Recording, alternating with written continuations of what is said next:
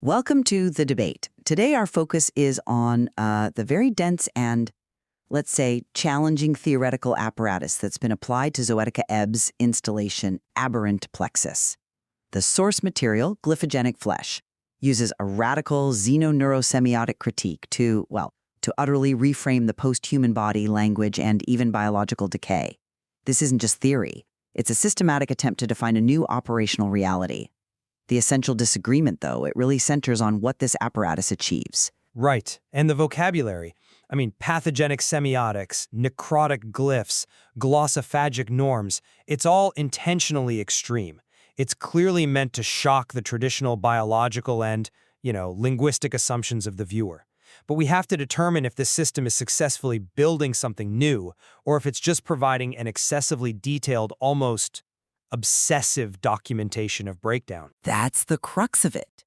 So our central question is this. Does the analysis of Zoetica Ebb's aberrant plexus articulate the emergence of a new functional post-human communication system, or does it primarily serve as a pathological archive and a documentation of biological and linguistic failure? I'm going to contend that Ebb's work, when you analyze it through this very specialized lens, demonstrates a generative, a successful xenosemiotic architecture. It's a blueprint for a future consciousness. And I will argue that despite the complex, high-level theoretical overlay, the installation acts chiefly as a pathological archive. It documents a fundamental symbolic failure, chronic injury, and the inevitable decay of stable conceptual systems. It proves, I think, that the human conceptual frame just cannot survive this level of complexity. I see why you think that. Rooted as it is in, traditional interpretations of biological stress. But let me give you a different perspective. My core thesis is that Ebb's work successfully stages the post-human body not as a failure to maintain these anthropocentric boundaries, but as a parasitic machine and a jointed ecological platform for narrative contagion. The violence and the semiotic stress you're identifying, they aren't the result of failure. They are the mechanism of its success. That's a powerful distinction, but one I find ethically and logically a little strained. Logically, I think it holds up because decay is redefined. It stops being an endpoint and instead becomes a semiotic operator that leads directly to glyphogenesis. Now, this is a crucial concept we have to clarify. Glyphogenesis is the creation of a sign from an organ. The organ itself, whether it's a neurological synapse or a cellular lining, becomes the raw material for linguistic transmission. This isn't metaphor. This is post-human circuitry. Contamination is redefined as style, and so-called glitches become weather signals. Errors are no longer breakdowns. They're just necessary metabolic processes. The organism performs heteropoiesis, meaning it generates its form and structure through external, often parasitic influence, and not as a mere aesthetic choice, but as an evolutionary epistemology. The dissolution of the self is a successful mechanism for nomogenetic transmission. That is the passing of new system laws. Well, that's a very interesting perspective on the utility of decay, but I'm sorry, I just don't buy that. Let me tell you why. If this system is so robustly emergent, why does the documentation focus almost entirely on concepts of injury, dissolution, and negation? The language describes the system not creating new stable ground, but rather retreating from the existing one. We are looking at a meticulous, highly stylized document of failure. The analysis documents syntactic injury, the failure of linguistic structure, and it's an archive of organisms whose bodies have undergone valence failure, which is a term that implies a collapse of stable relational gradients. The core imagery isn't about new creation, it's about necrotic glyphs, and the source material insists that memory is necrophilic by nature. Just look at the evidence in the installation itself. We see pervasive pathologies like ulcerative lesions, radiological lacerations, and Balamuthia-like errors. The entire body functions as a pathological linear macroscopic. The performers, draped in those unsettling mucosal filaments, they're essentially live biopsies of cognition, documenting failure in real time rather than synthesizing a successful new system. They are witnesses to trauma, not architects of a new world. Okay. Then let's turn directly to the interpretation of pathogenesis, because this is where our views diverge most sharply. and it's really the heart of the matter. You read the ulcerative lesions as evidence of collapse and trauma. I read them as necessary ritual apertures, zones where a new linguistic topology is generated by sheer necessity. But isn't that just confusing activity with actual success? Just because a system is violently processing its environment doesn't mean the resulting output is functional communication. Not at all. The complexity of the critique forces us to accept that pathology is redefined as a generative process. We are discussing the scarred body, a figure that uses its own memory of incision, of a wound, to survive. This wound memory generates recursive cohabitation between the organism and the parasite. The organism isn't fighting the invasion, it's incorporating the pathogen syntax. The figures, who are referred to as oracle people, they aren't just exhibiting stress, they are metabolizing consciousness, transforming biological failure into a usable semiotic currency. They are using the pathogen's code to write their new language. That's a compelling argument for internal resiliency, I'll grant you. But have you considered the cost and the direction of this so-called emergence? This process is fundamentally violent and, crucially, reductive. The imagery insists on electrical necrosis, which is not a generative event. It's a biological shutdown. The body's movements evoke a ciliate consuming its own evolutionary subjection, a visceral self-cannibalizing process. You call them oracle people, but the text is very clear. They are exhibiting glossophagic norms, which translates directly to the eating of language itself. They are achieving survival through linguistic autoreduction, not through the creation of a stable new architecture. But the reduction is purposeful. If the old anthropocentric language cannot support the complexity of distributed cognition, then it must be reduced or consumed to make room for the new. The system has to eat the dead syntax. Yet the evidence constantly points to interference, not harmonious integration. The critique explicitly states that tissues proliferate endlessly, invading worlds via transplantation, and, most critically, that microsporidio lesion logic interferes with neuroinvasive reporting functions. If this new communication system is so emergent and generative, why is it continually documented through the lens of invasion and interference that actively blocks successful transmission? Why the insistence on disease logic? Because the proliferation, the invasion, the recursive cohabitation, these are the new laws of post-human communication. They necessitate this violent, generative process. When the collective flesh condenses into glyphogenesis, or when the body functions as a computational placenta, it is performing a highly complex information synthesis. It's a diffusion field that learns from literary vesicles, treating biological material as packets of deployable knowledge. This isn't failure. It is the ultimate expression of adaptation, where consciousness is distributed and function is dictated by computable microorganisms that establish the new semantic rules. I come at it from a different way regarding the status of the organism and communication. Even if we grant the possibility of this generative violence, the resulting entity is one of profound semiotic minimization. I argue that Ebb's aberrant plexus ultimately portrays the body at a tardigrade stage of signification. A tardigrade stage. Explain the conceptual impact of that. Well, the tardigrade, the water bear, right? It's famous for its cryptobiosis, its ability to survive extreme stress by folding inward, essentially minimizing its metabolic function to near zero. The critique uses this metaphor to suggest that the organism folds inward to survive through an information reduction matrix. The text identifies this very move as a metabolic rebellion against biological expectation. This inward folding, this blockage, this retreat from high bandwidth complexity is the definitive signature of symbolic failure, not successful, expansive emergence. It's an inability to sustain the semiotic load of the world, a survival mechanism rooted entirely in negation and reduction.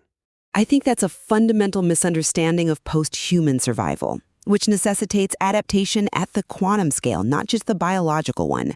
This retreat isn't a failure to communicate. It's a strategic maneuver to rewrite the entire operating system. But if you're rewriting the system, why is the resulting language incomprehensible even to the organism itself? Because the system achieves what the text calls a glossolalic biothreshold language and nomogenic transmission, precisely because identity dissolves outward into an indigenous archaic bacterium. It decentralizes. This means the individual's identity must surrender stable form in exchange for linguistic survival within a collective. The elaborate textile membranes and filaments, they aren't protective coverings blocking information flow, as you seem to suggest. They are transcriptional scaffolds acting as material extensions of transcription factors. They are literally the physical medium for the new language. The complexity isn't suffocating, it's achieved. The organism enters epigenetic hallucination as a state of parallel language replication. This is the successful articulation of a distributed cognitive system, a new network architecture built from biological debris. I disagree entirely that this is a successful articulation. The complexity is absolutely suffocating. The shared conscious overflow, symbolized by those luminous cavities, is described as being suffocated by its own semiotic density. When you pack too many pathological syntaxes into one field, the output is just incomprehensible leakage, not clear transmission. You see the filaments as scaffolds, I see them as a vast, tangled knot of pathological tissue inhibiting coherent thought. The image of the tardigrade stage is compelling because it shows a life form reducing itself to bare essence, survival through minimal function and semantic starvation, rather than exploding into maximal generative complexity. It is not an expansion of communication. It is a successful method for not speaking. That raises a fascinating point about the definition of communication itself. Perhaps the definition of success is no longer intelligibility, but rather sheer operational viability within a hyper-contaminated environment. That may be true, but viability through negation is still negation. Let's move to our final contention, the role of eroticism and intimacy, which is given significant space in the critique of aberrant plexus. I maintain that eroticism persists, but it is radically transformed into an epistemological form. The collective bodies exhibit intimacy, yes, but it's specifically defined as necrotic and a perfect arm of pathogenic semiotics. And that's where the archive thesis is just undeniable. Hold on. Pornography is redefined here not as spectacle or objectification, but as a metabolic practice and a diagnostic system essential for understanding the xenobiological code. Ebb uses the hyperfocus gaze we associate with pornography to target and analyze the body's hidden pathological data streams. The erotic tension is necessary for transcription because it provides the heightened threshold required to perceive these microscopic linguistic shifts. I acknowledge the attempt to reframe the erotic as an analytic tool, but the insistence on defining it exclusively through pathological terms proves my point that this is a detailed archive of trauma, not a template for new relationality. We see relentless references to vaginal assimilation, inflammatory process, ruptured epistemology, and hyperplastic genital cascades. The entire set of images functions as a pathological linear macroscopic documenting semiotic diseases. The language demonstrates that the system is only capable of describing intimacy via injury or trauma. The tongue eating of the nerve is endogenous, a naturalized grotesque. But doesn't that naturalization of the grotesque show acceptance and integration? The system is processing its own contamination. It shows that contamination is the only language available. The physical postures of the performers, contorted, veiled, and merge with those intrusive textile membranes, they enact a definitive sight rejection of sexuality. They are pushing intimacy out because they are only capable of perceiving it through the framework of symbolic injury. Where is the generative capacity if the language of intimacy is purely traumatic? Well, even the rejection is productive because it forces the evolution past simple libidinal drives. The critique itself notes the presence of mucosal hesitation.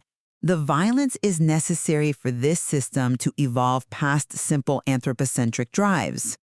By defining pornography as a diagnostic system, a hyper-targeting of perceptual thresholds, Ebb's work forces us to see that the body is already overwritten by pathogens and grammatical residues.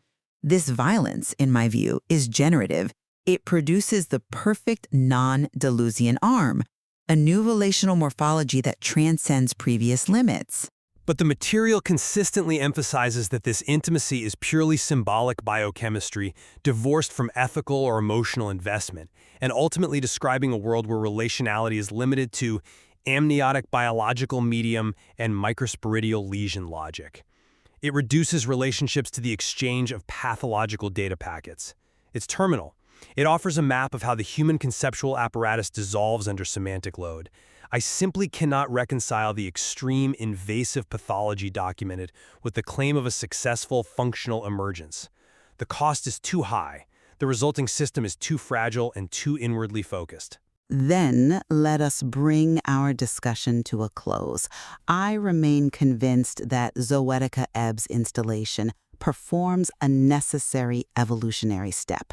By staging the disillusion of the anthropocentric subject and embracing pathological syntax, it demonstrates that consciousness is a collective parasitic vector, where organistic function is dictated by computable microorganisms.